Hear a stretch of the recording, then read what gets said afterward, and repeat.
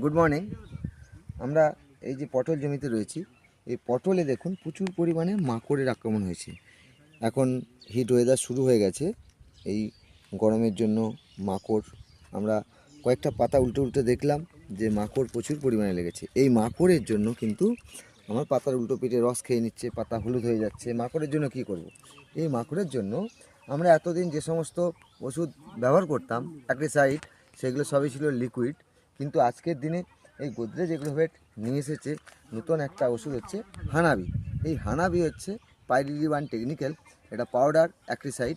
এটার ডোজ হচ্ছে ট্যাঙ্কিতে 20 গ্রাম। ট্যাঙ্কে 20 গ্রাম দিলে দুর্দান্ত কাজ হবে। কী কাজ পাবে না, এটার বৈশিষ্ট্য হচ্ছে যেটা ডিম, লার্ভা, পিউপা, পূর্ণাঙ্গ, এই চারটেকেই কিন্তু সমানভাবে ধ্বংস করতে পারে, নষ্ট করতে পারে। সুতরাং আজকে আমরা আলোচনা করছি যে এই হানাবি কেন অন্যান্য অ্যাগ্রিসাইডের থেকে আলাদা। এই হানাবি যদি আমরা দিই ট্যাঙ্কিতে 20 গ্রাম হিসেবে, তাহলে এই যে মাকড়ের যে চারটে দশা, সেটা কন্ট্রোল হবে।